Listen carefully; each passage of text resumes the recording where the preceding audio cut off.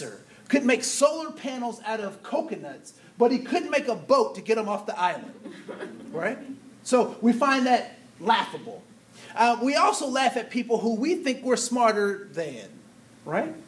And so in the case of Archie Bunker, most people thought that they were more sophisticated or smarter than he was. And I personally, I find the character, the time frame, absolutely amazing, because it was such a great satirical way for us to look at ourselves at that point in history, right? So Archie was on television for a long time. And he's been known as America's favorite bigot, right? Now, what would happen when what was his son-in-law's name? Meathead. He would call him Meathead, right? So Archie would say these outlandish things, and Mike, the character, Mike would bring some real information to Archie. And he'd say, Arch, that's not how it is. Here's some statistics. Here's some information. Here's some data. And how would Archie respond to that information? Did he say, oh, thank you, Mike. I'm now enlightened. Right? He's telling him to shut up. He'd call him names. He'd say, oh, meathead. Oh, you dumb Polak. Or, he'd say all these kinds of things because the information would not get through.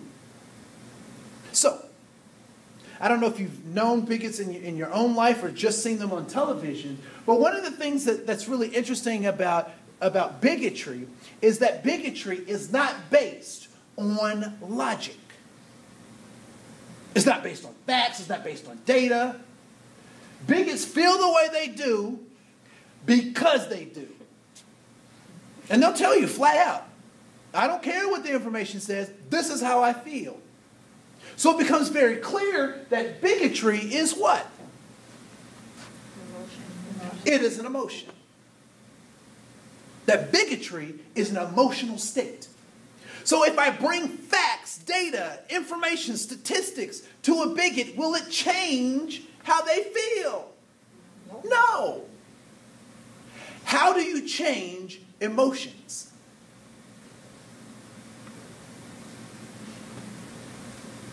People do it to you all the time, right? You go to a movie, you watch a commercial. Remember Sally Struthers and those, feed the world thing, and they'd have the kids, crawling up out of the trash heaps and the ripped clothes and dried snot with flies, right? Why didn't they just clean those kids up? Why show all that in the commercial? Why do you think they did that? Tap into your emotions. To tap into your emotions. So how do you change somebody's emotions? Do you change it with data? No. You change it with what? Another emotion. All right? So we'll talk about that. Prejudice. What is prejudice?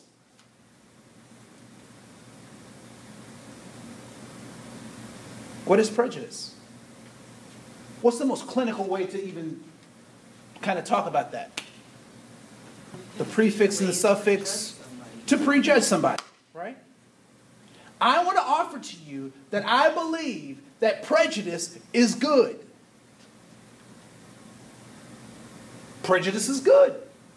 Racial profiling is a good tool.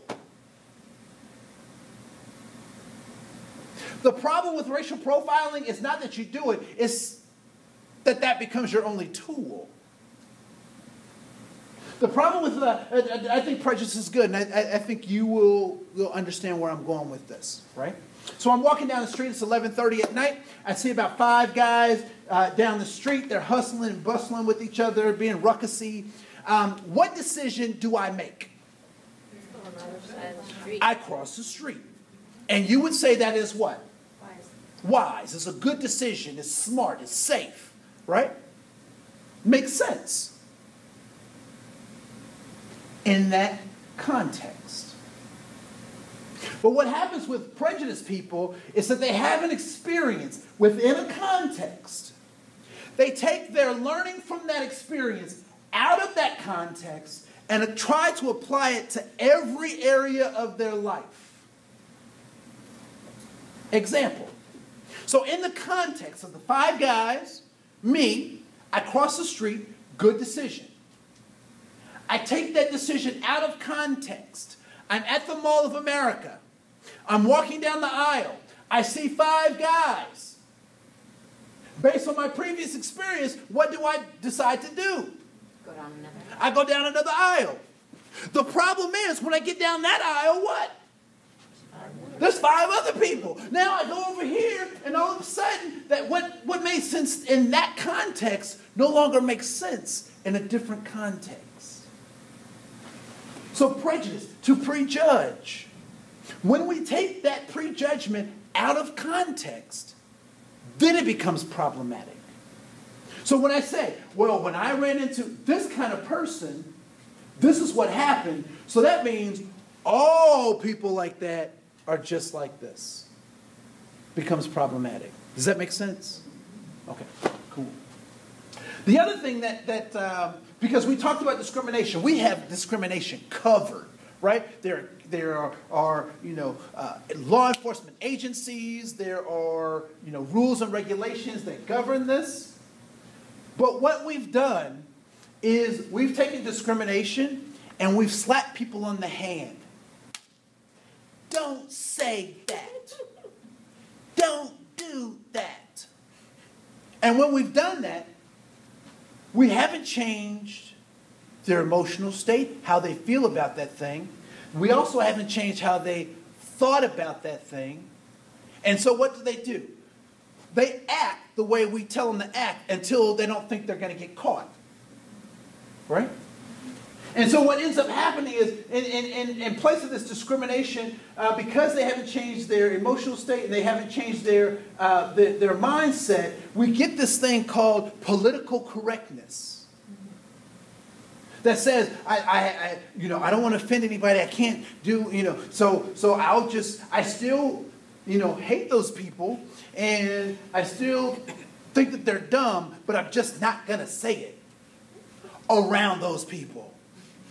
But I will say it around these people. Because they're not going to. Right? What we have here is a mathematical problem. That A plus B equals C.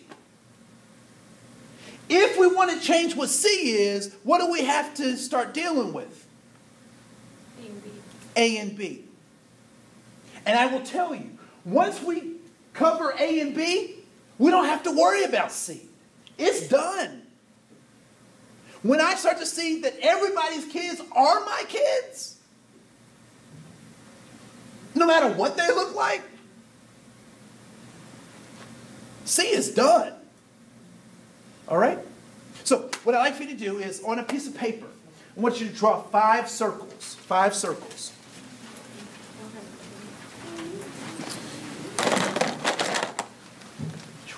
Thank you.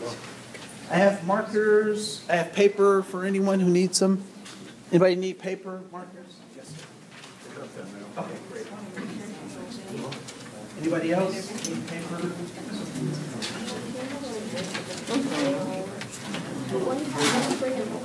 All right, so 5 circles. Large enough to put information inside of. I know, he's like, oh, now you tell us. All right? So large enough to put information inside of. What I want you to do is I want you to put one thing that you value in each one of those circles. One thing that you value in each one of those circles. It could be a concept like freedom. It could be a person. It could be a relationship. It could be a thing like a car or a cabin. One thing that you value in each one of those circles. The same thing in each circle? Nope, 5 different things. Yep, thank you for the clarification. 5 different things.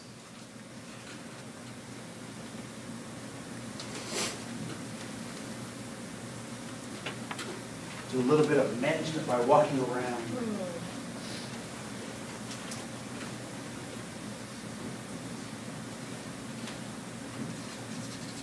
I know that 5th one can be tricky, but cut yourself some slack.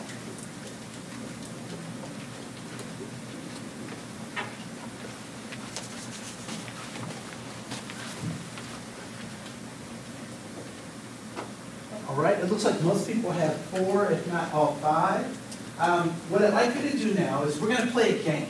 And the game is very simple. What I'd like for you to do is to find 2 people for each one of your circles. Once you've found those individuals, have them put their initials inside the circle. Only one person can sign your paper. But you need 2 different people. So I can only sign a person's paper once.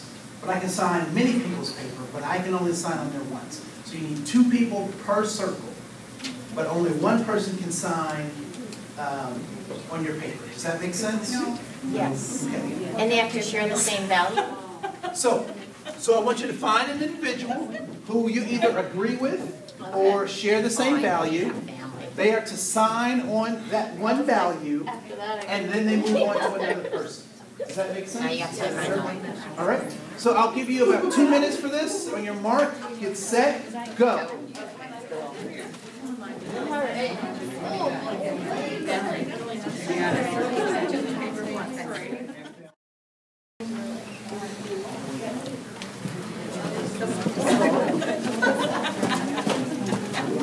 So was anyone able to get 10 people? Were you able to get all 10? No. All right. Anyone get 8? 8 people? Oh, sweet, sweet. 8. You got 9. All right, great. Let's give him a hand. Let's get 9. It's the Great Hustle Award. The Great Hustle Award. All right, cool. So as you were going around the room, were there things that you saw in someone else's paper and you said, oh man, that's something I should have put or could have put on my paper, or why didn't I think of that? What were some of those things that people saw in other people's papers that you were like, oh, I could have put that down? Yes, ma'am. Someone put freedom, which I thought was really good. Oh, cool. Someone put freedom. She thought that was really cool. Saw some other heads nodding. What were some other things? Yes? Pets. All right. So you saw pets and you were like, I could have put my cat. Right? Do you have a cat or a dog? Dogs. Dogs. She's like, plural. Yeah, because if you'd have said cats, I would have called you a crazy cat lady. No offense to crazy cat ladies. She's like, oh. All right. What else? One more thing. Sight. Being able to see. All right. Cool. Yeah, that's a cool thing to have on there. I was just listening to NPR today, and they had over in South Minneapolis, there's a manufacturing firm that has the quietest room in the world. Oh. It's actually negative decibels. And so they turned the lights out, and they were talking about how disorienting that was, and how your ear, so when you have that level of silence, that you actually hear your hearing. Like he was hearing some clicks, and they're like, that's your eardrum. And I thought that was weird. That was kind of cool. So I think sight would be an important thing. All right. So as you're also going around the room, were there things that you had difficulties finding someone to sign on? Did folks have one? Yes. A lot of people had, family, friends, those kind of things. When I think of values, I went off on a whole different direction, and so I had intelligence, integrity, common sense, courtesy. Okay. So and she gave me family because I would never have thought of that. Okay. And that was the only one that got signatures. But I mean, when I think of values, I think of something just totally different. Okay. Well, let's take your first one, intelligence, right? Please raise your hand if you value intelligence, even if it was not written on your paper. Intelligence is important. Okay? Cool. Thank you. Another one. Does someone else have one? Yes, ma'am. Kindness. Please raise your hand if you value kindness, even if it wasn't written on your paper. Okay? Cool. One more. Myself. Yourself, right? Please raise your hand if you value yourself, even though it may not have been written on the paper. That's great. So what do you think what's the moral of this particular activity, or what do you think I was trying to get at in having us do this particular activity? We all have a lot in common. We all have a lot in common? Yes, sir? There's a lot of different things that people value, and most people, it's not that different amongst them. Yep. That the things that we value are actually not that much different. One of the things that we find is that the differences that